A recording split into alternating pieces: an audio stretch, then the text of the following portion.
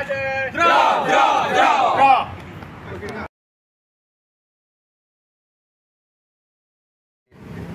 datang Pak di acara kami di OJK. Hari ini kita akan melaksanakan kegiatan yaitu sosialisasi dan simulasi terkait kebakaran. Oke, ini sudah sering kita laksanakan dan semoga ini sebagai pengingat kita untuk bencana kebakaran, menambah pemahaman, menambah pengertian kita bagaimana kalau kita seandainya dalam keadaan kebakaran. Oke, tidak memperpanjang waktu, langsung saja mungkin kita ke acaranya. Bismillahirrahmanirrahim. Assalamualaikum warahmatullahi wabarakatuh. Alhamdulillah rabbil alamin. Allahumma shalli ala Muhammad. Yang saya hormati Pak Suparman dengan kawan-kawan PMJA, lalu dari BNPB ada Bang Pak Putra dan kawan-kawan semua. Serta kawan-kawan saya dari kantor OJK Aceh.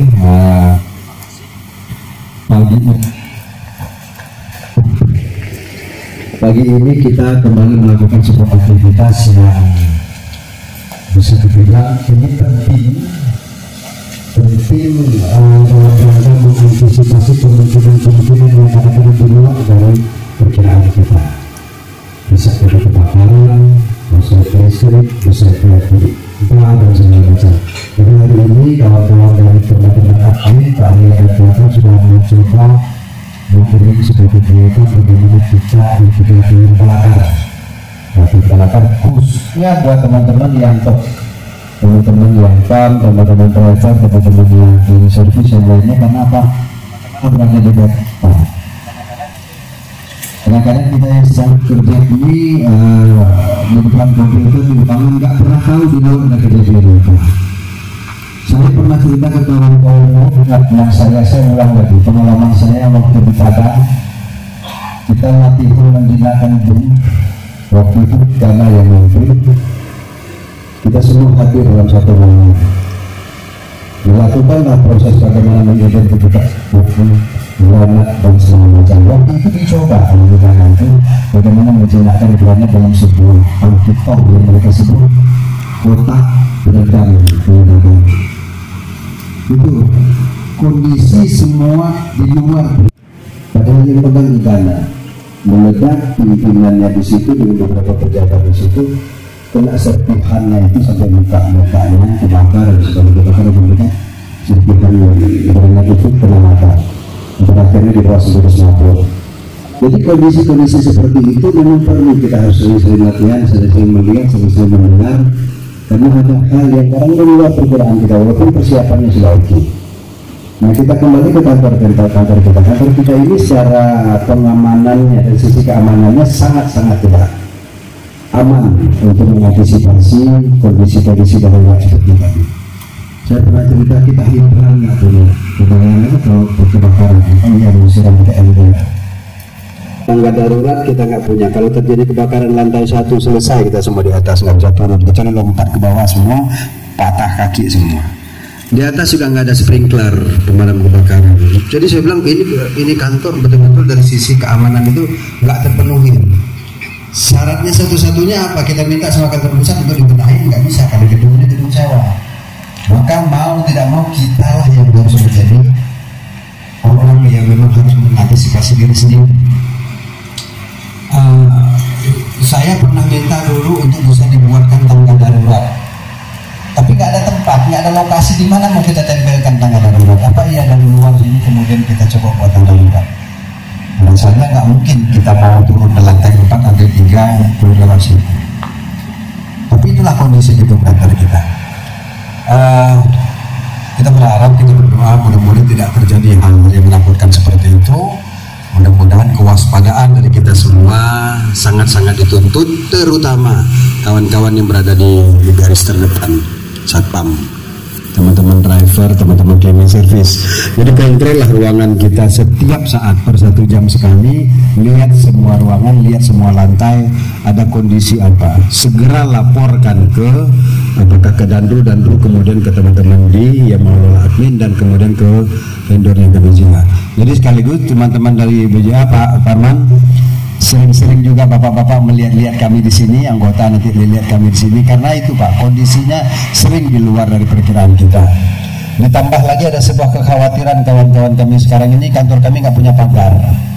Bagi saya yang melihat estetikanya ruangan tidak perlu pagar karena keterbukaan. Kami melihat bahwa kantor OJK ini harus terbuka untuk masyarakat, maka pagar itu menjadi sekat. Saya melihat prinsip saya nggak usah dipasang itu, kita terbuka. Tetapi menjadi sebuah dilema, kalau ada demo gimana? Gimana pembatas awal kita? Itu juga menjadi tidak ada.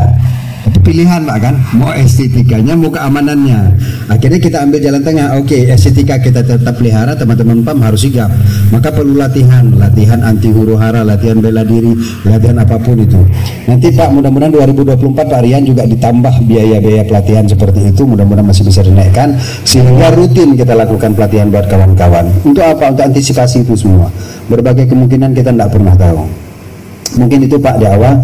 Sekali lagi terima kasih buat penyelenggara. Mudah-mudahan Pak bisa mengajarkan kami bagaimana cara melakukan tindakan-tindakan darurat seperti itu. Dan kawan-kawan tolong ikuti semua, terutama yang teman-teman TOS. Kalau kami ini juga ikut, tapi mungkin tidak bisa maksimal, tidak bisa sampai selesai karena pekerjaan sudah menunggu. Ada yang sedang meriksa, ada yang sedang buat laporan, ada yang Zoom meeting. Jadi mudah-mudahan sementara di awal-awal ini kita bisa ikutin. Sekali lagi terima kasih semua beliau Pak Parman. Assalamualaikum warahmatullahi wabarakatuh. Yang kami muliakan Pak Yusri, petinggi OJK di Aceh, dan kawan-kawan dan staf semuanya. Begitu juga rekan-rekan petugas dari Kamdal, TOS, dan dari rekan-rekan dari BNPB. Hari ini apa yang disampaikan oleh Pak Yusri tadi sangat betul. Harusnya Pak antisipasi tentang kejadian-kejadian yang tidak kita sangka-sangka. Saya pikir mudah-mudahan acara kita hari ini bermanfaat bagi kita semua, mendapat ridho dari Allah. Kita tetap diberi kesehatan dan keamanan. Bagi bapak-bapak BPBD juga, BNPB juga, selamat datang di OJK.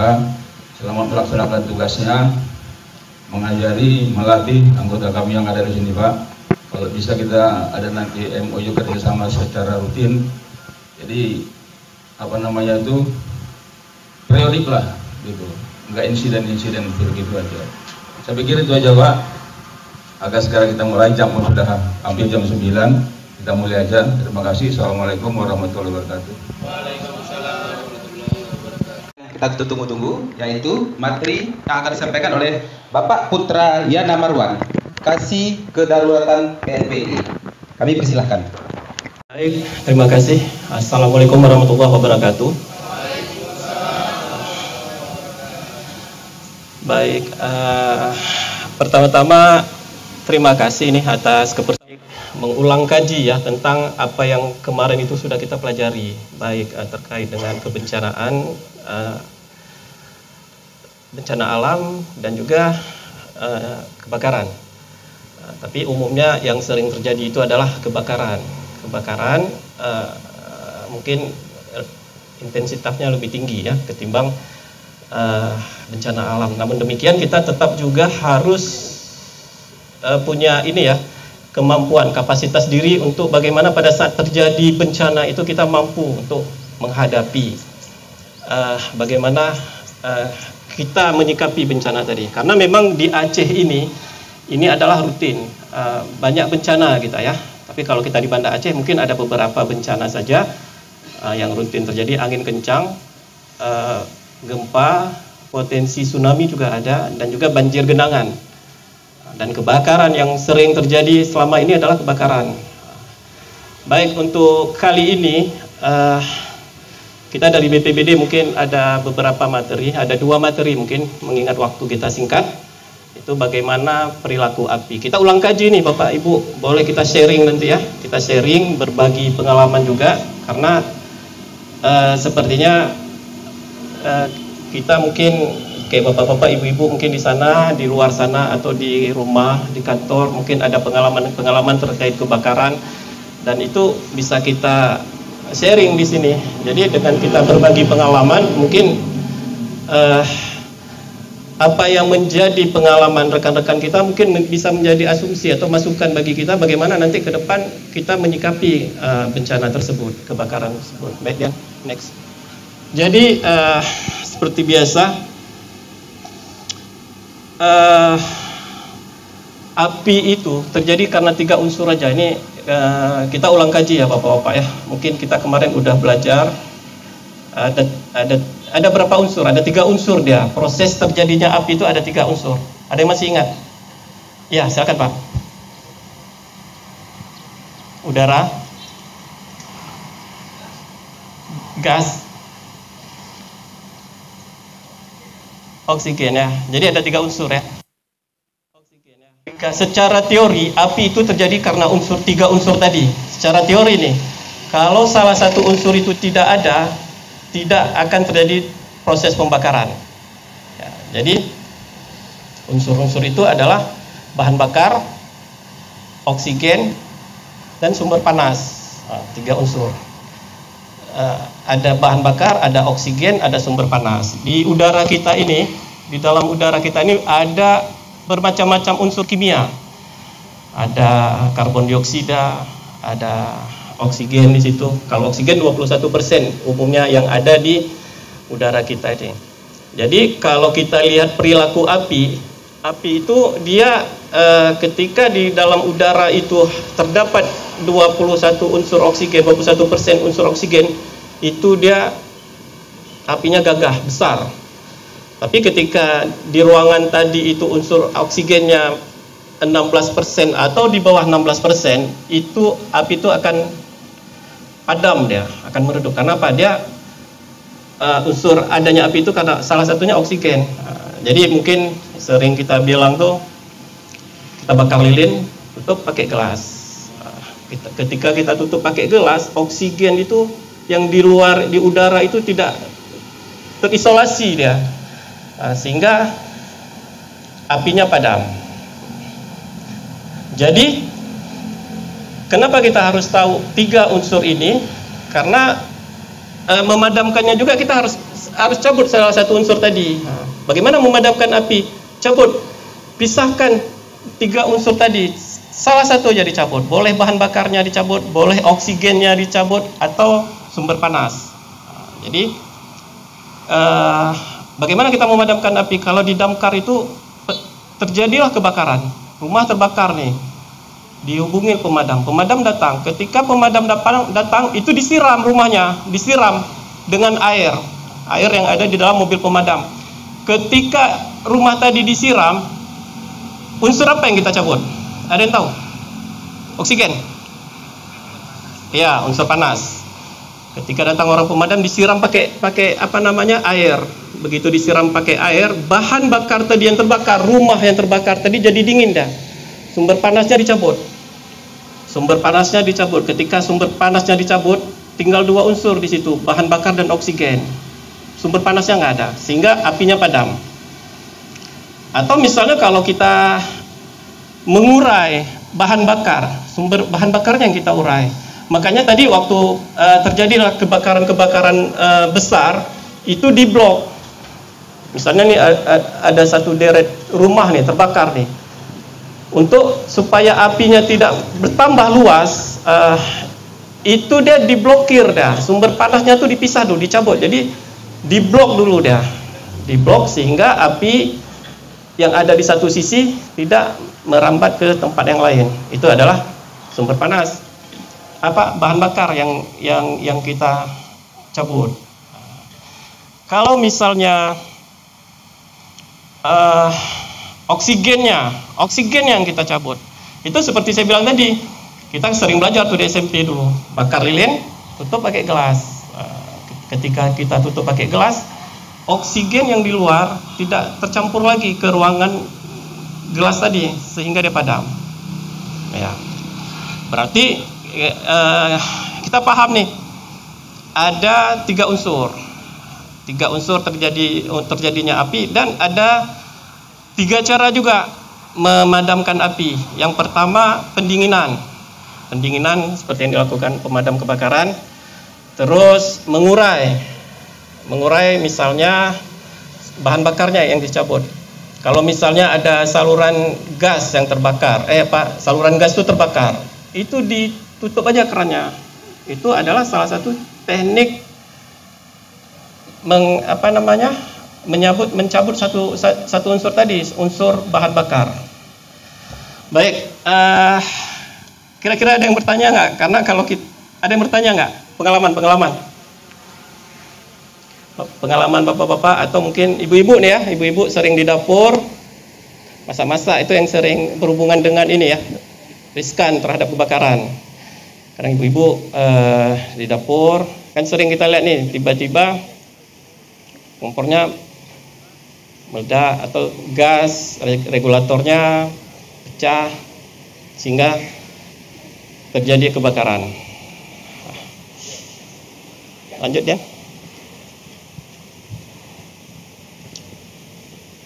Jadi dulu kita pernah peribahasa ya, api kecil, peribahasa dulu tuh, api kecil jadi kawan, api besar jadi lawan gitu ya. Jadi sekarang sebenarnya api kecil jadi kawan, api besar kalau bisa kita kendalikan itu juga bermanfaat.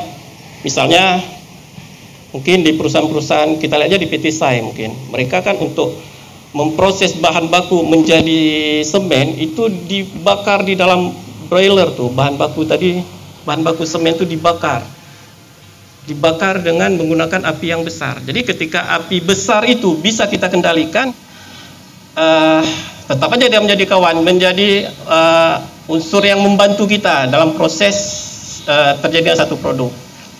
Jadi api kecil jadi kawan, api besar kalau terkendali juga bermanfaat. Api kecil kalau nggak terkendali juga menjadi lawan bagi kita. Misalnya apinya kita bakar lilin nih,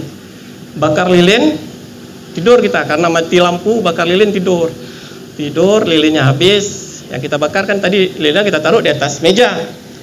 Begitu lilinnya habis, terbakar meja sehingga terjadi kebakaran. Jadi kalaupun apinya kecil tidak bisa kita kendalikan, akan berbahaya juga. Api besar kalau bisa kita kendalikan juga bermanfaat bagi kita untuk proses-proses menciptakan satu produk. Baik, ada yang bertanya, Bapak Ibu? Silakan Pak. Kalau kita secara teori ini banyak kan, tapi lebih mendalam ya kalau kita sharing pengalaman ya, lebih mendalam ilmu yang kita dapat. Lanjut ya. Ya. Ada yang punya unek-unek enggak tentang kebakaran? Mau tentang pemadam kebakaran ada enggak? Karena saya waktu di Damkar dulu sering kali dikomplain sama masyarakat. Ada yang kesal dengan Damkar. Silakan Pak.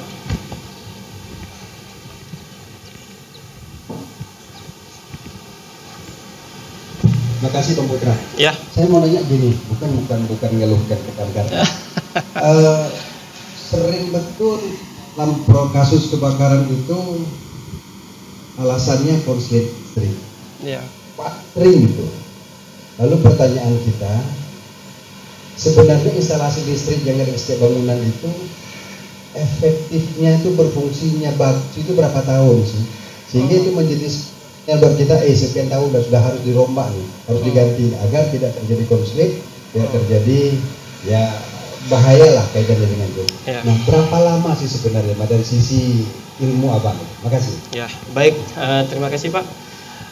Sebenarnya begini, jaring instalasi listrik kita itu kadang-kadang ini kita punya kualitas ya, misalnya gini, ada kabel listrik itu yang dia punya standar ya. Karena kalau kita melihat sekarang kan kadang-kadang kalau di rumah-rumah proyek atau rumah-rumah bantuan itu kan dia pakai yang standar-standar, mungkin di bawah standar.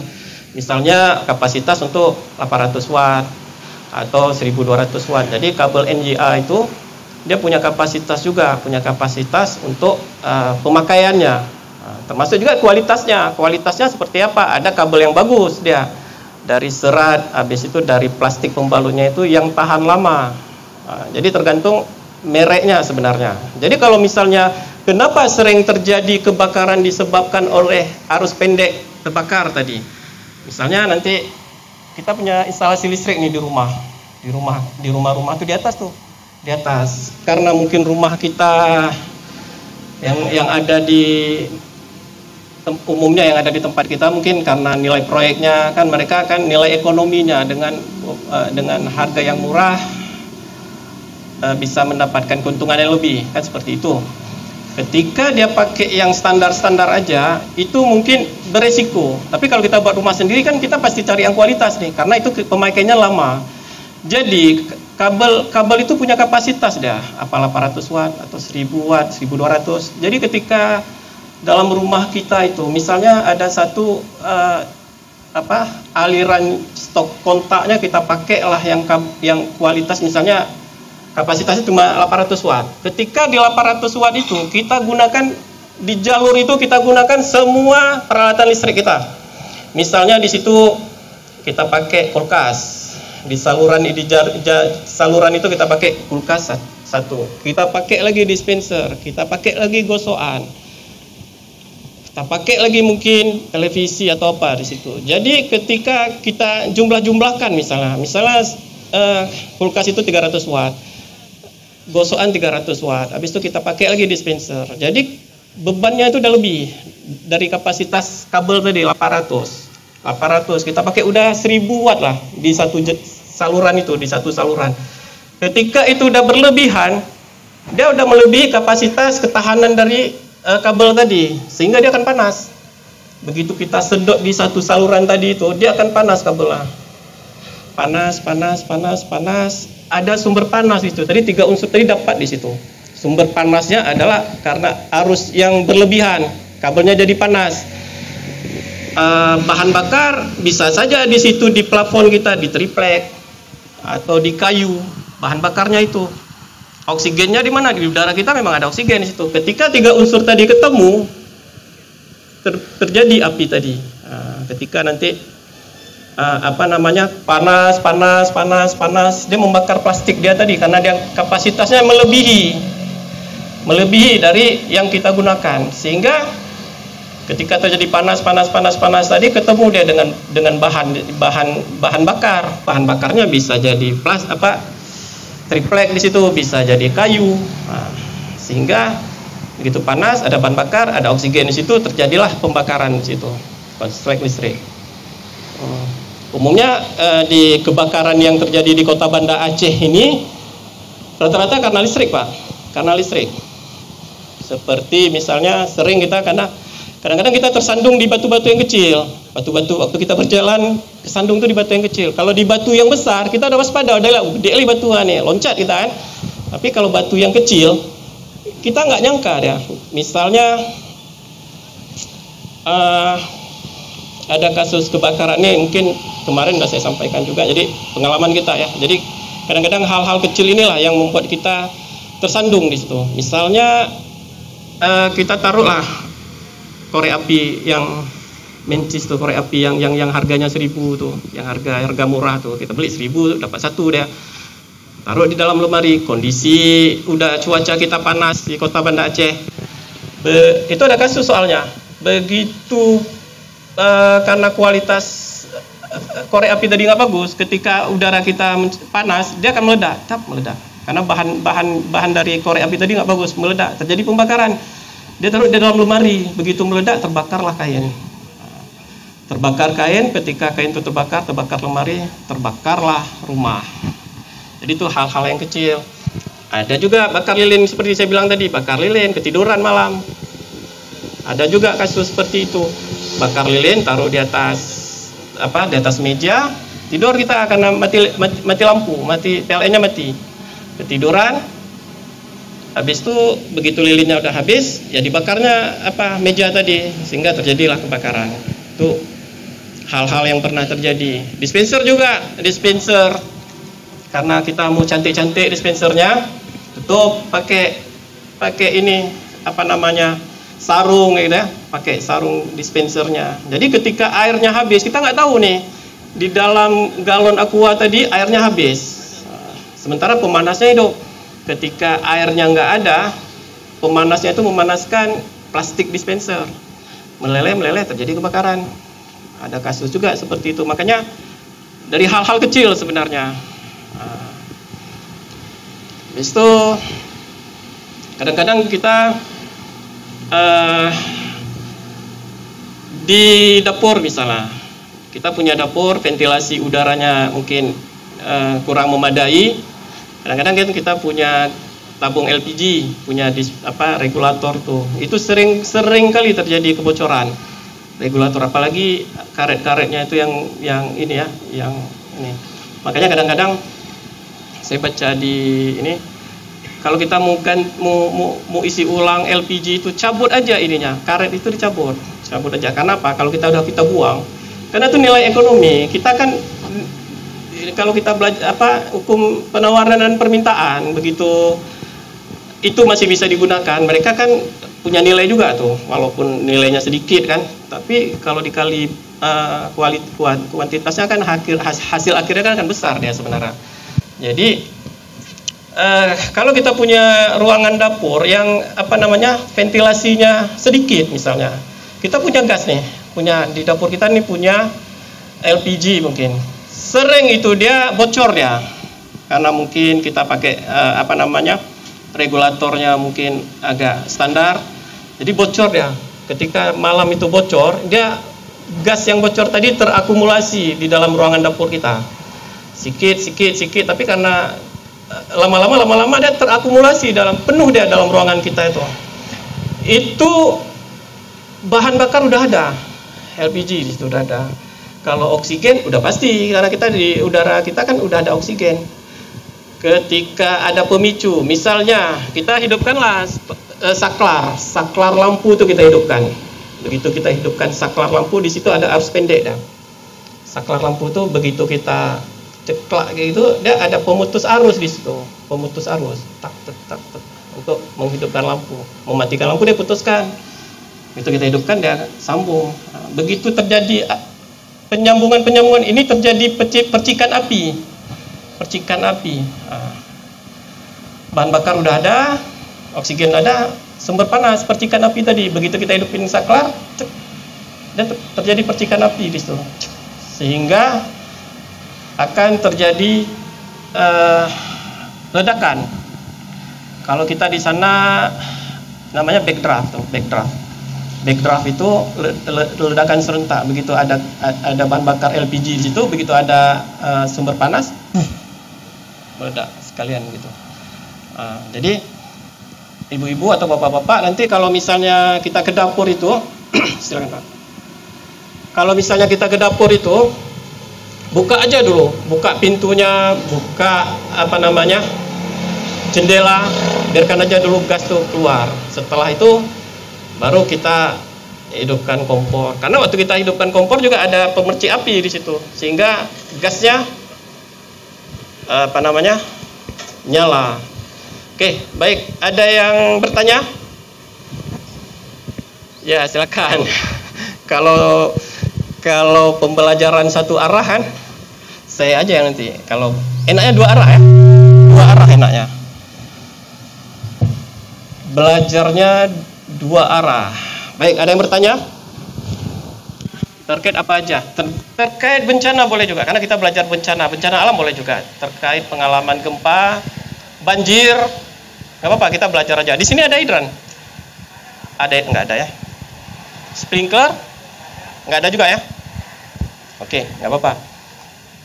Oke, ada yang bertanya? Ada yang tahu nggak kenapa waktu gempa 2004 itu banyak kali korban kita? Ada yang tahu kenapa? 2004 itu banyak kali korban di Aceh. Panik ya? Ya, satu panik. Manusia itu cenderung panik memang. Kami di Damkar itu Pak, dulu begitu dapat informasi kebakaran nih. Itu waktu saya dulu masih di Damkar tuh. Kami terima informasi kebakaran. Karena kita nilai punya jiwa hero pingin heroik kayak gitu. Pakai baju, pakai helm, pakai sarung tangan, pakai sepatu, naik terus dalam mobil pergi terus sampai ke ini nggak pakai sepatu satu. Jadi sepatu baru satu yang kita pakai. Karena apa? Karena nilai panik. Karena kita panik tadi, karena panik pingin ini kan, akhirnya Makanya dengan kita melakukan pelatihan seperti ini secara berkala, itu akan mengurangi rasa panik karena kita sudah sering melatih, mensimulasikan seperti dikatakan dari Bapak tadi, Bapak pimpinan tadi. Kalau di PLN malah setahun 3 kali, Pak ya. Ya, setahun 3 kali. Karena memang manusia ini cenderung panik pada saat terjadi bencana, emergensi itu kita cenderung panik kita. Kadang-kadang nanti pas ada kompor meledak, di situ kadang-kadang kita ada bahan bakar, ada minyak, ada air di situ. Waktu kita siram karena panik kita nggak siram pakai minyak, nggak siram pakai air, kita siram pakai minyak. Jadi itu ada hal-hal kayak gitu. Jadi bagaimana mengurangi rasa panik? Inilah dengan seperti ini kita berlatih aja. Walaupun ilmu-ilmu ini udah kita dapat, tapi kita mengulang kaji kembali, refresh. Kita refresh kembali tentang apa yang udah kita pelajari. Baik, ada yang bertanya? Ada yang powder, ada yang CO2. CO2 ini karbon dioksida, dia sama seperti ini. Dia lebih, kalau kita punya perangkat elektronik, misalnya kita punya komputer nih, ruangan komputer atau ruangan database apa, kita pakai ini CO2. Karena CO2 kayak gini. Dia cara padamnya tetap bisa ABC, tapi dia speknya CO2 ini kayak minyak wangi dah. Dia cairan. Begitu kita siram, habis itu dia menguap, apinya padam, menguap. Tapi kalau kita pakai yang powder kayak gini, misalnya tuh ada beberapa komputer nih, ada komputer, ada CPU, ada monitor misalnya.